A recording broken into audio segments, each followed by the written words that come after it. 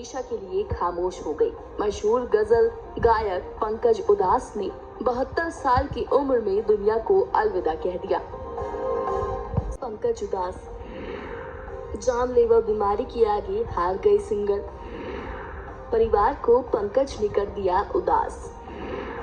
पीछे छोड़ गए 2 बेटियां और पत्नी। Hi friend, welcome to daily blog Ubharta Bharat channel.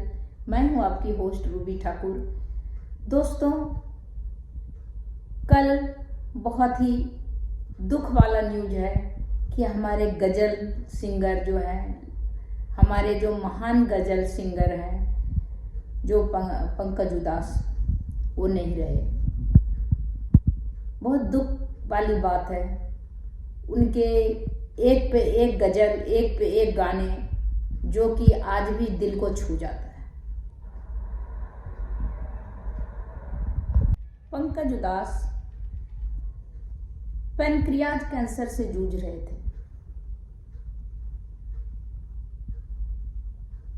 Bombay में वो लीलावती हॉस्पिटल में अपना अंतिम सांसें लिए। वो 72 साल के थे। उनका ताल्लुक गुजरात के राजकोट के पास जैतपुर में था। कॉलेज उनका परिवार फिर मुंबई में आ गया। उनके 3 भाई, वो भी मनहर उधास, वो लोग भी गायक थे।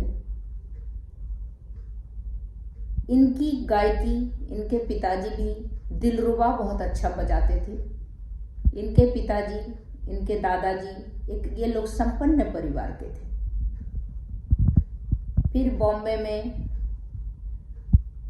ये अपना गायन का यात्रा शुरू किया और चिट्ठी आई है से इनको इतना नाम मिला कि कह नहीं सकते। फिर वो पीछे मुड़ के नहीं देखे। आहट उनका पहला एल्बम था। उसके पहले पिक्चर भी किए थे, बट पिक्चर नहीं चल पाई, तो कनाडा चले गए। कनाडा में भी उन्हें बहुत नाम मिला, इज्जत मिला। फिर वापस आके उन्होंने एल्बम निकाला। एल्बम भी बहुत चली। इसके बाद नाम पिक्चर में चिट्ठी आई है चिट्ठी आई है, ये वाली सॉन्ग से इनको ब्रेक मिला। इसके बाद ये पीछे मुड़ के नहीं देखे। बहुत सॉफ्ट, मधुर, मखमली आवाज वाले बेताज बादशाह गजल के पंकज उधास, जितने अच्छे मखमली आवाज थी इनकी, उतने ही सुंदर सौम्य स्वभाव के थे। तो ये बहुत दुख के साथ दोस्तों मैं बता रही हूँ। जन्म हुआ था पंकज उधास का और गजल की दुनिया के बेताज बादशाह माने जाते थे पंकज उधास। बरसों पुरानी उनकी एक गजल चिट्ठी आई रे, वो आज भी हर किसी के जहन में है और उनकी गाई तमाम गजलें, अनगिनत गजलें हर किसी के जहन में जिंदा रहेंगी। राजीव, क्या अपडेट आप मुंबई से देना चाहेंगे?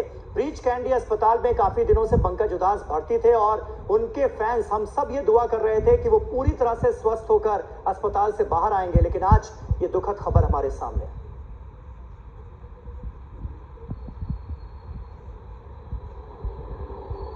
के बादशाह पंकज उधास का निधन हो गया है। 73 साल की उम्र में वो दुनिया छोड़कर चले गए हैं।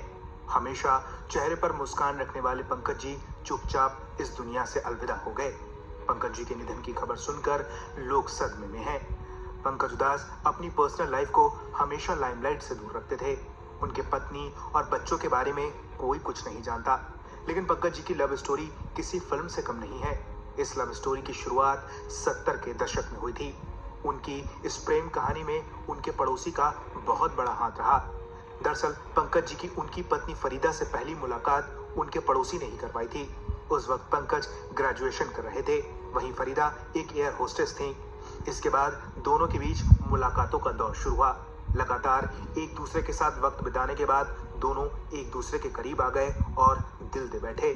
दोनों ने जल्द शादी करने का फैसला ले लिया, लेकिन दोनों के बीच धर्म की दीवार आ गई। दरअसल पंकज उधास हिंदू थे और फरीदा पारसी परिवार से ताल्लुक रखती थी। ऐसे में दोनों की शादी में परेशानी आ गई। पंकज की फैमिली इस रिश्ते से राजी थी, लेकिन फरीदा के घर वाले उनकी इस शादी से खुश नहीं थे। पंकज दोनों परिवारों की रजामंदी से ही अपना घर बसाना चाहते थे, इसलिए दोनों ने तय किया कि जब तक परिवार राजी नहीं होंगे तब तक वो शादी नहीं करेंगे। कुछ समय बाद फरीदा के घर वालों ने भी शादी के लिए हामी भर दी। साल 1982 में दोनों ने शादी कर ली। पंकज अपने पीछे 2 बेटियां रेबा और नायाब को छोड़ गए हैं। उनका कोई बेटा नहीं है। पंकज उधास के निधन के बाद उनके परिवार में कोहराम मच गया है।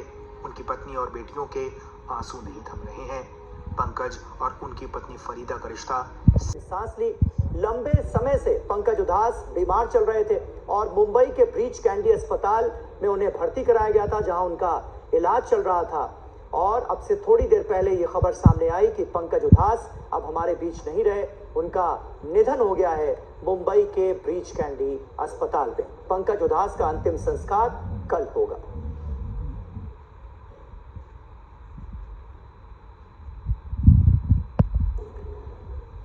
तो ये दुखद खबर इस वक्त सबसे बड़ी याद है पंकज जी, नाम ही है ना, नाम का वो जो गाना है चिट्ठी आई है ना, वो ही सबसे मैं हमेशा से ये जानना चाहती थी कि वो कैसी फीलिंग थी जब ये चिट्ठी आई है, गाना आया और राज कपूर उसे सुनकर रो पड़े थे। दूसरे मंच पे जहाँ मैं था पहले जी। तो मैंने यही कहा कि चिट्ठी आई है जो नज़म है, गीत है, उसमें उस नज़म से जुड़े हुए इतने सारे किस्से हैं जी कि उस पे एक अलग से मैं पूरी किताब लिख सकता हूँ, क्योंकि ऐसे अलग अलग अनुभव हुए मुझे जैसे आपने कहा कि राज कपूर साहब की बात कही कि मुझे याद है कि मैं जयपुर में मेरा एक कार्यक्रम था और कार्यक्रम के बाद मैं मुंबई लौट रहा था, तो हवाई जहाज़ में जब मैं मेरी सीट पे जा रहा था तो मैंने देखा कि सामने राज साहब बैठे हुए थे। तो मैंने जाके उनके पैर छुए तो उन्होंने मेरी तरफ देखा और कहने लगे कि सही में उनका जो एक अंदाज था राज साहब का, आप तो जानते हैं जो कहने का, तो उन्होंने कहा कि पंकज उधास अमर हो गया। तो मेरी समझ में नहीं आया, क्योंकि मैं बहुत ही राज साहब की तो क्या बात कहें। तो जब उन्होंने ये बात कही तो मैं थोड़ा परेशान इसलिए हुआ क्योंकि नाम फिल्म तब रिलीज नहीं हुई थी। अच्छा। जब उन्होंने ये जुमला मुझे कहा जी। कि पंकज उधास अमर हो गया, तो मुझे बड़ा ताजुब हुआ कि राज साहब किस कॉन्टेक्स्ट में कह रहे हैं, कि किस बात को लेके कह रहे हैं। हाँ। तो मैंने कहा सर मैं थैंक यू सो मच आपके आशीर्वाद के लिए। बोले नहीं, बोले चिट्ठी आई। तो मैंने कहा चिट्ठी आई है, तो मुझे और ताजुब हुआ। मैंने कहा भाई चिट्ठी आई है तो गाना अभी रिकॉर्ड किया है हमने, और राज साहब को कैसे मालूम हो गया? तो बोले बैठ। कहने लगे कि राज कपूर साहब और राजेंद्र कुमार जो इस फिल्म के प्रोड्यूसर थे नाम के, तो दोनों बहुत गहरी उनकी दोस्ती थी। तो राजेंद्र कुमार जी ने जब ये गाना रिकॉर्ड किया और वो गाने को मुझ पे पिक्चराइज किया था, मेरे पे ही पिक्चराइज हुआ था गाना। तो उन्होंने जब वो गाना कंप्लीट हुआ तो राजेंद्र कुमार जी के घर में एक बहुत अच्छा स्टूडियो था, थिएटर था पूरा। तो उस थिएटर में वो गाना चला के उन्होंने राज साहब को घर पे बुला के, दावत पे बुला के राज साहब को ये गाना दिखाया। और राज साहब सही में रोने लगे, कहने लगे कि ऐसा गाना सालों में मैंने पहली बार सुना है। और आप तो जानते हैं कि राज कपूर साहब को संगीत की बहुत समझ थी और शब्दों की और संगीत की। तो राज साहब ने कहा कि भाई ये तो गाना जो है वो एक अलग ही बात है। और ये इत्तेफाक हुआ कि मेरी उनसे मुलाकात हुई तो उनके मुंह से निकल गया। तो चिट्ठी आई है के साथ तो जैसे मैंने कहा कि कई किस्से ऐसे जुड़े हुए हैं। अच्छा, ये तो हमें पता है, कोई ऐसा किस्सा जो आप बताना चाहें हमें, जो लोग नहीं जानते लेकिन आप वो सिर्फ आप ही जानते हैं? नहीं, चिट्ठी आई जैसे मैंने कहा ना, बहुत सारे फसाने किस्से ऐसे उनके साथ, इसके साथ ऐसे किस्से जुड़े हुए हैं। जैसे कि मुझे याद है कि सबसे इंटरेस्टिंग जो किस्सा है वो ये है कि और बहुत सोचने वाली बात है और बड़ी ताजुब, जिसको क्योंकि आपको ताजुब करने वाली बात है कि मैं उस दौर में और आज भी भगवान की दया से काफ़ी ट्रैवल करता रहता हूँ, तो काफ़ी मेरी ट्रैवलिंग चल रही थी। तो उस गाने की जिस दिन रिकॉर्डिंग थी, तो उस दिन मैं कहीं से ट्रैवल करके कॉन्सर्ट करके आया हुआ था, थोड़ा थका हुआ भी था, और शाम को इस गाने की रिकॉर्डिंग थी। अब जब मैं स्टूडियो पहुंचा तो लक्ष्मीकांत प्यारेलाल इस गाने के संगीतकार थे, संगीत निर्देशक थे, और आनंद बख्शी जी ने ये गाना लिखा था। तो जब स्टूडियो पहुंचा मैं, तो उस ज़माने में एक ये प्रैक्टिस थी कि गाना जो है वो सिंगर के साथ ही रिकॉर्ड होता था, उसमें कोई डबिंग वगैरह नहीं होती थी। अच्छा। तो वो गाना मुझे लाइव, यानी जैसे कॉन्सर्ट में गाते हैं वैसे ही गाना था मुझे।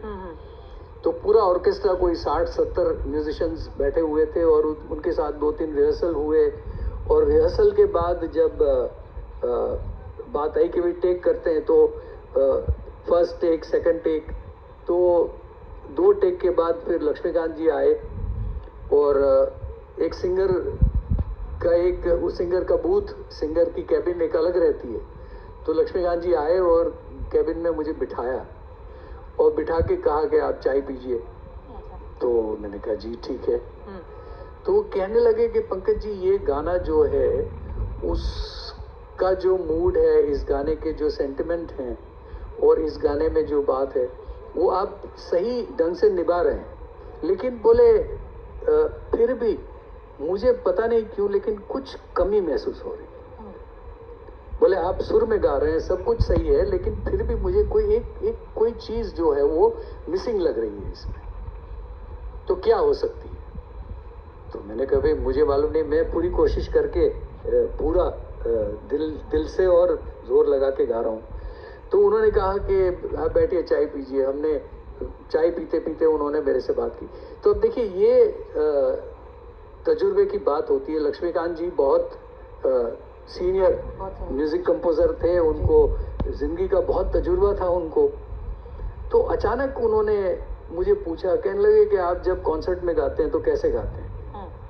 तो मैंने कहा मैं कॉन्सर्ट में हारमोनियम लेके स्टेज पे बैठ के गाता हूँ मैं। तो बोले अच्छा। तो बोले आप हारमोनियम बजा के? मैंने कहा हाँ, मैं खुद हारमोनियम बजा के स्टेज पे गाता हूँ। तो कहने लगे आप 2 मिनट रुकिए, मैं कुछ सोचता हूँ। तो मैंने कहा ठीक है। तो वो बाहर गए 2-4 लोगों से, साउंड जो वहाँ रिकॉर्डिस्ट थे स्टूडियो के, उनसे बात की और कहा कि आप एक काम करिए कि आप थोड़ा ब्रेक ले लीजिए, मुझे 15-20 मिनट का टाइम दीजिए। तो उन्होंने क्या किया कि स्टूडियो का जो हॉल था उसके बीचों बीच 2-4 टेबल लगवाए, उसके ऊपर एक दरी बिछा के हारमोनियम वहाँ रखवाया और वहाँ माइक लगवाया। और उसके बाद प्रॉब्लम ये हुआ कि पूरा जो साउंड का बैलेंस था वो चेंज हो गया। तो उसके बाद साउंड फिर से बैलेंस हुआ। फिर उन्होंने कहा कि आप यहाँ आके बैठिए। तो मैं वहाँ बीच स्टूडियो में सबके बीचों बीच जाके बैठा और मैंने एक रिहर्सल किया जिसमें सिर्फ एक मुखड़ा और एक अंतरा गाया। अच्छा। और मुझे दिखा वहाँ अंदर से, वो अंदर मिक्सिंग रूम में थे लक्ष्मीकांत जी, तो मुझे दिखा कि उनकी शक्ल पूरी बदल गई थी, चेहरे पे एक अलग ही रौनक आ गई। कहने लगे पंकज जी एक काम करते हैं, हम लोग सीधा टेक करते हैं इसी मूड में। मैंने कहा ठीक है। अब आप सब ने वो गाना तो सुना ही होगा, आप जानते ही होंगे कि गाना काफी लंबा है। गाने के 3 अंतर हैं, गाना काफी लंबा है। तो मैंने गाना शुरू किया, आप मानेंगे नहीं कि without making a single mistake मैं गाना जो है वो बिगिनिंग टू एंड तक पूरा गा गया। और गाना गाया मैंने तो ऑब्वियसली मैंने ये सोचा कि अभी लक्ष्मीकांत जी कहेंगे कि भाई अच्छा है एक और टेक करते। उसके बजाय वो बाहर आए और आके मुझे कहने लगे, बोले आपने कमाल कर दिया, बोले आप अंदर आइए।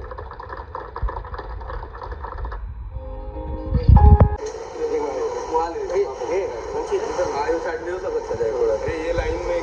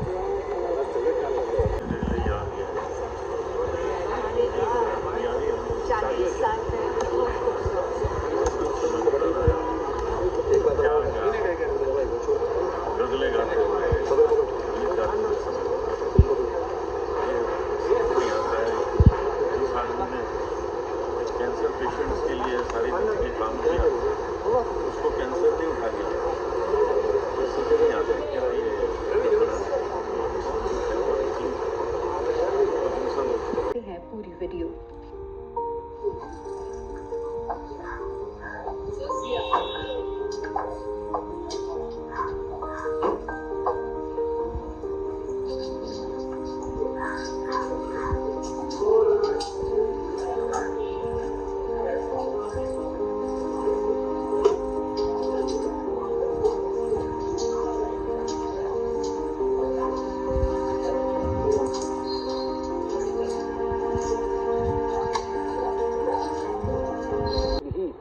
पंकज उदास का देहांत हो गया था। उन्हें सांस लेने में दिक्कत थी और इसी वजह से उन्हें ब्रिचकंडी हॉस्पिटल में एडमिट कराया गया था। जी राजीव, शुक्रिया इस जानकारी के लिए। तो 80 और 90 के दशक में गजल गाय